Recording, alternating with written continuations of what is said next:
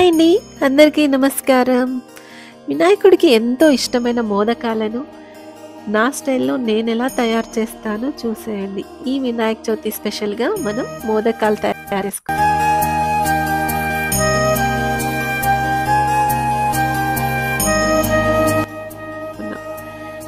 ఒక ప్యాన్ తీసుకొని అందులో 1 కప్పు కొలతకి 1 కప్పు పిండి కొలత వచ్చేంత వరకు కప్పు మెజర్మెంట్లో వాటర్ తీసుకోవాలి. ఆ వాటర్ దాంట్లో కొంచెం నెయ్యి, ఇంకాస్త ఉప్పు కూడా వేయాలి. ఆ క్లిప్ మిస్ అయింది, మీరు ఉప్పు కూడా వేసుకోండి. తర్వాత అదే కప్పు కొలతతో బియ్యం పిండి వేసుకొని దీన్ని బాగా మెదపాలి.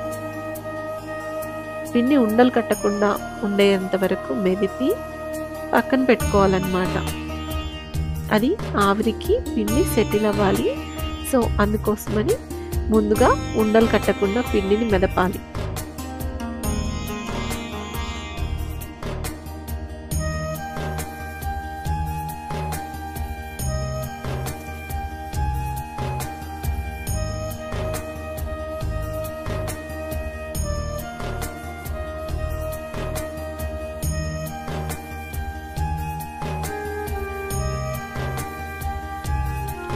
అలా మెదిపిన తర్వాత దానిపైన మూత పెట్టేసి ఆ ఆవిరికి అది సెట్ అయ్యేంత వరకు పక్కన పెట్టుకోవాలి. తర్వాత డ్రై ఫ్రూట్స్ని మిక్సీ పట్టుకోవాలి. దీంట్లో నేను కాజు ఇంకా బాదం తీసుకున్నాను. 4 ఇలాచీలు వేసుకొని ఇలా మిక్సీ పట్టి పక్కన పెట్టుకున్నాను. తర్వాత ఒక ప్యాన్ తీసుకొని అందులో మన డ్రై ఫ్రూట్స్ ఇంకా కొబ్బరి పౌడర్ వేగేంత వరకు సరిపోయేంత నెయ్యి వేసుకోవాలన్నమాట.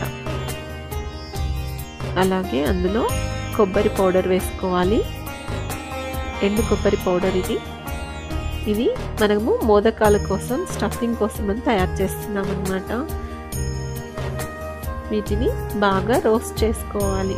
కలర్ చేంజ్ అయ్యేంత వరకు మనం దీన్ని రోస్ట్ చేస్తూ ఉండాలి. ఇది కాస్త ఎండు కొబ్బరి కాస్త కలర్ మారిన తర్వాత మనం నెక్స్ట్ ఇంగ్రీడియంట్స్ వేసుకోవాలి.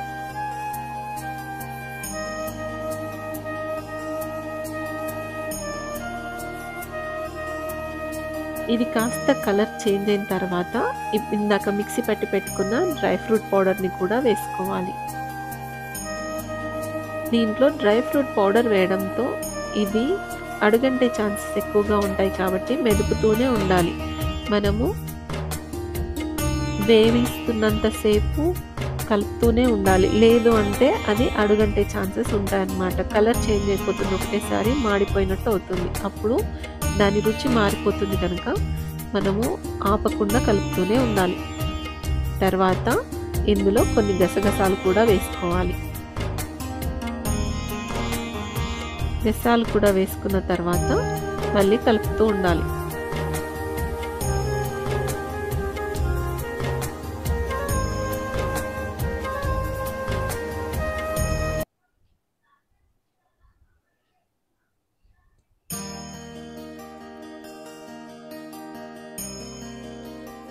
తర్వాత స్వీట్నెస్కి సరిపోయేంత బెల్లం వేసుకోవాలి. ఇక్కడ మనము స్వీట్ క్వాంటిటీ కాస్త తక్కువగా వేసుకోవాలి. ఎందుకంటే ఆల్రెడీ డ్రై ఫ్రూట్స్ కానీ కొబ్బరి కానీ ఇవన్నీ స్వీట్నెస్ని కలిగి ఉంటాయి కాబట్టి కాస్త తక్కువగా వేసుకున్నాను నేను. మీరు ఎక్కువగా తినాలనుకుంటే ఇంకాస్త బెల్లం క్వాంటిటీ పెంచవచ్చు. ఈ బెల్లం కరిగిపోయేంత వరకు వాటిని కలుపుతూనే ఉండాలి.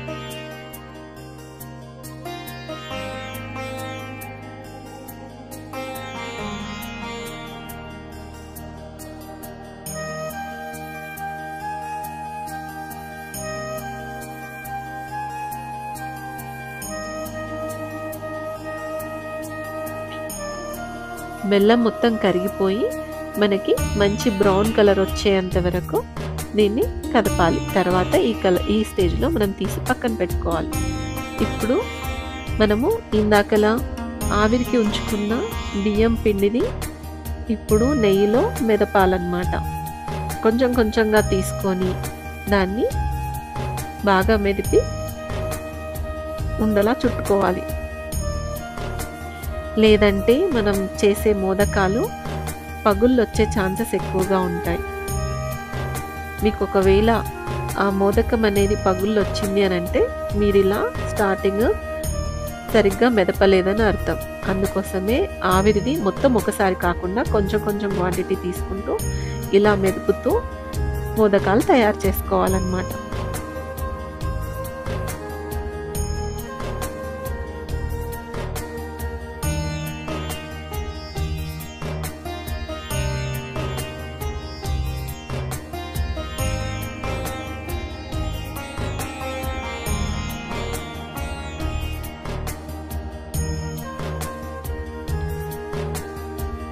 మనం ఉండ చుట్టినప్పుడు దాన్ని విడిపోకుండా వచ్చింది అని అంటే పర్ఫెక్ట్గా తయారైనట్టే.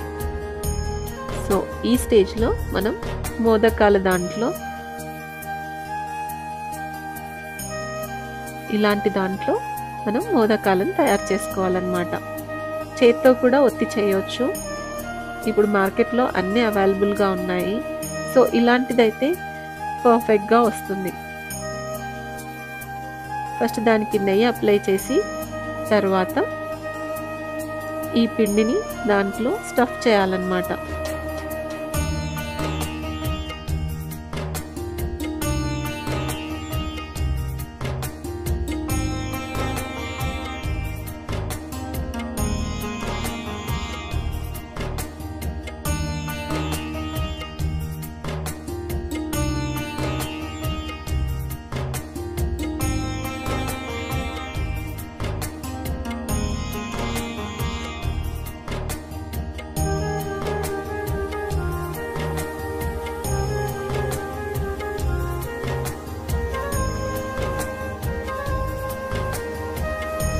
ఇలా లోపలికి ఒత్తుకున్న తర్వాత ఇందాకలా మనం ప్రిపేర్ చేసుకున్న ఆ స్టఫింగ్ని కూడా ఎండు కొబ్బరి స్టఫింగ్ని ఇందులో వేసి చివరిగా దాంతో క్లోజ్ చేయాలన్నమాట.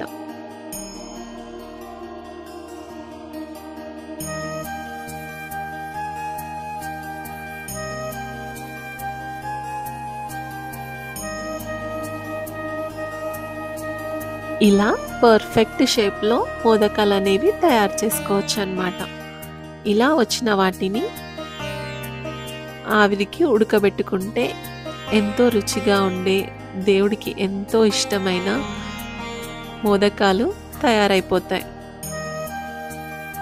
ఇలా తయారు చేసుకున్న వాటన్నింటినీ ఆవిరి దాంట్లో పెట్టుకొని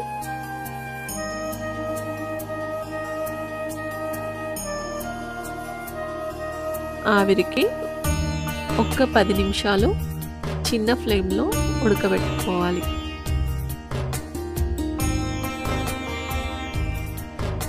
చూడండి ఎంతో పర్ఫెక్ట్గా దేవుడికి ఎంతో ప్రీతికరమైన మోదకాలు అనేవి తయారైపోతాయి.